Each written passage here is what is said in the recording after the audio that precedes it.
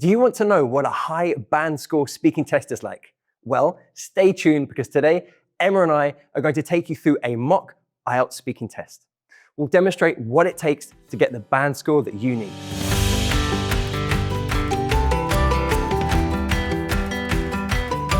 Hello and welcome back. My name's Tom, and in this British Council IELTS preparation video, we're going to do a full mock speaking test so that you get a feeling for what the format will be like on test day. Before we get started, I just want to mention something really important. When you take IELTS on paper or IELTS on computer, your speaking test could be face-to-face with an examiner or also at a test center, but via a video call with an IELTS speaking examiner. They are exactly the same in terms of content, scoring, timing, question format, and security arrangements. I suggest getting in contact with your test center to find out more when you're ready to book your test. Okay, let's go. Good morning. Morning. My name is Tom Rees. Can you tell me your full name, please? It's Emma Walker.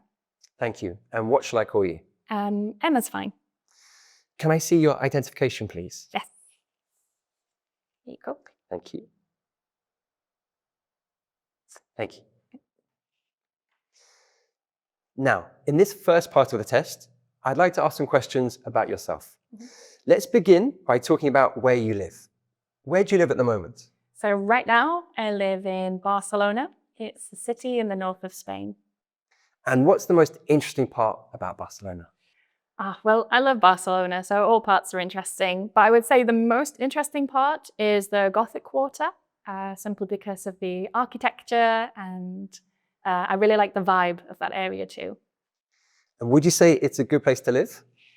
I wouldn't advise anyone to move to the Gothic Quarter, simply because during the summer, there are a lot of tourists there, and it's quite expensive now. It gets quite noisy. As I said, in the summer, there are a lot of tourists. But Barcelona itself, like the whole city, I would say is definitely a great place to live and to visit if you can't live here. Let's talk about sports. Which sports are popular in your country? So in the UK, I would say football is the most popular sport. It's definitely something that people, especially families, like to go and watch. You know, people like to go to stadiums. They support their local football teams. It's nice. It brings people together. Another sport that's quite popular is cricket. It's very, very typical as well. And in the summer, I think tennis is also quite popular. But I would say out of the three sports, football's the most popular. And what kind of sports do you enjoy playing or watching? I'm more into playing sports than watching sports, honestly. I have just recently taken up paddle. So I go to a local center and I play paddle every weekend with some friends. But besides that, I also enjoy going swimming, and I go swimming every week as well to keep fit. Did you play any sports when you were a child? No, not really. I wasn't much a fan of playing sports as a child. I definitely got more into sports and fitness when I was older. Let's move on to talk about computer games. Do you ever play computer games? Yes, I do quite a lot. And what do you enjoy about playing computer games? I would say I really enjoy the fact I can escape my day-to-day life, especially if I've had a very stressful day. It's really nice just turning on my PC and just playing a game or two of something. I really like playing story-based games as well, because it's like interacting with a film almost. Would you watch others play computer games? I know it's a really big trend right now to watch people play video games online. And I know that there are even like esports arenas where people go in person to watch people compete and play video games. There are even TV shows and things dedicated to video games now. But it's not really my cup of tea, I would say. I much prefer to play games than watch games. However, when I was younger, I used to always watch my dad play. So I think that's how I got into video games. And did you play computer games when you were a child? Oh, yes, a lot. Yeah. I used to play with my brothers quite a lot, and from time to time with my dad. But yeah, I did. Mostly like story-based games. I really enjoyed them. or just very simple RPGs. They were a lot of fun as well. Yeah. Thank you. Now I'm going to give you a topic, and I'd like you to talk about it for 1 to 2 minutes. Before you talk, you have 1 minute to think about what you're going to say. You can make some notes if you wish. Do you understand? Yes. Here's some paper and a pencil to make notes. Thank you. And here is your topic. Thank you. I'd like you to describe something you own, which is very important to you.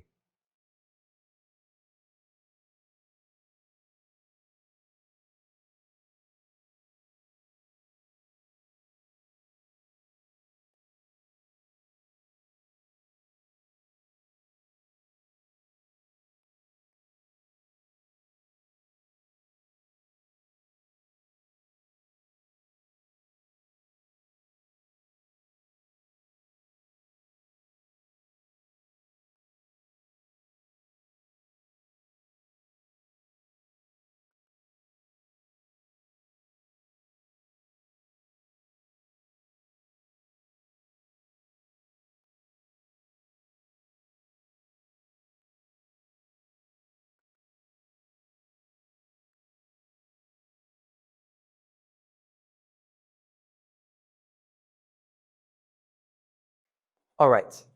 Remember, you have 1 to 2 minutes for this, so don't worry if I stop you. I'll tell you when the time is up. Can you start speaking now, please?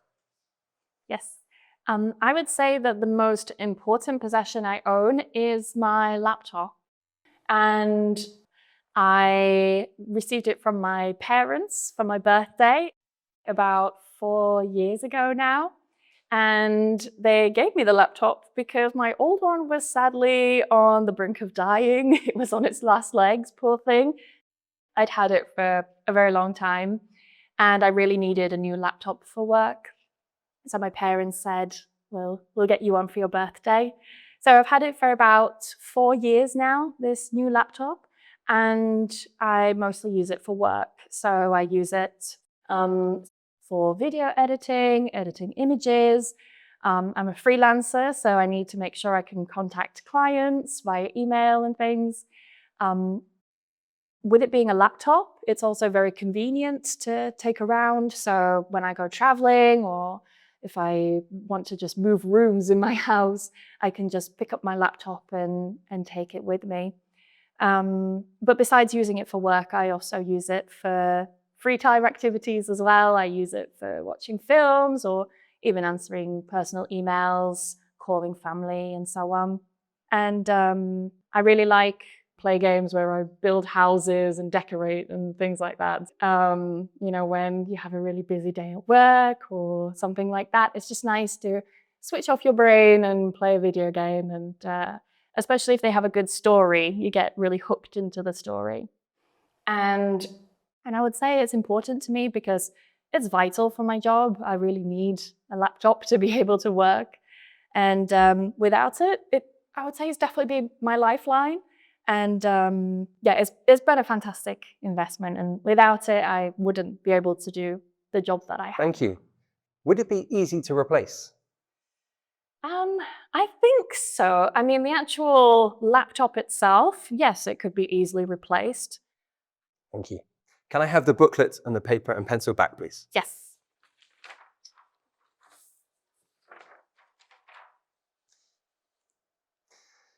You've been talking about something you own, and I'd like to discuss with you 1 or 2 more general questions related to this topic. First, let's consider values and the way they have changed. In your country, what kind of possessions do you think give status to people? That's a really good question. I would say property and cars. I would say those are the 2 biggest ones. When it comes to property, I would say it depends on where the property is located. So location is a really important factor, especially when it comes to society and things like that, and prestige and value. If it's in the center of London, that's going to be a lot more valuable than in other places. And then with cars, I think cars are definitely a status symbol for many people. So depending on the brand you have, whether it's new, old, etc. Yeah, I think that's a really big status symbol in today's society. Do you think it's the same for adults and young people? Yeah, good question.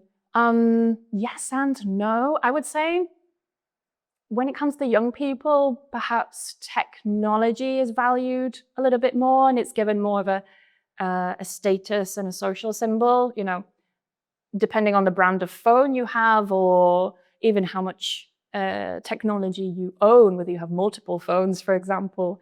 I think many young people maybe value that more than property, which is quite difficult for young people to get nowadays. Have things changed since your parents' time, do you think? I would say so, yeah, definitely. Especially when it comes to technology.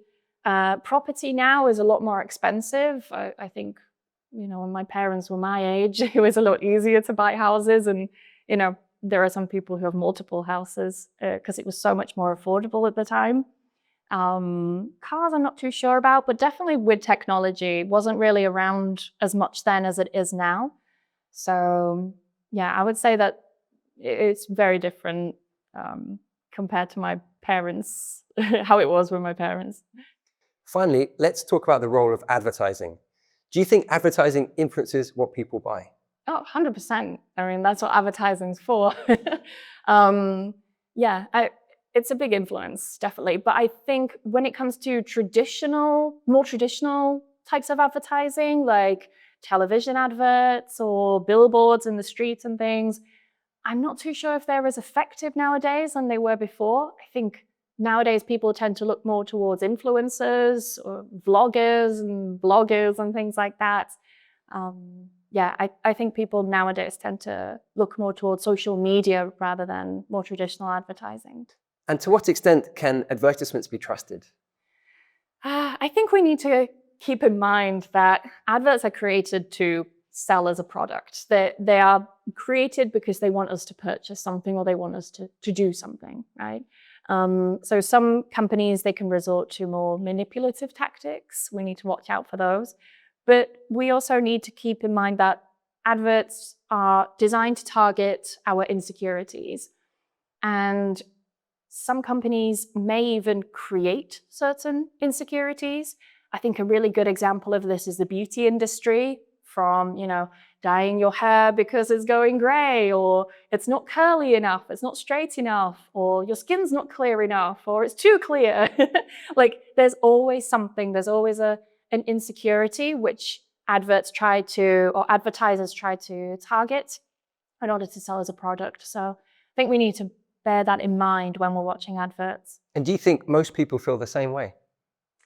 I think nowadays, yeah, I think people nowadays are becoming more aware of overconsumption, and they are starting to realize that the implications of overconsumption and buying because of all these insecurities. And I think now a lot of people, particularly influencers, are starting to go the other way, and they're now starting to normalize everyday life.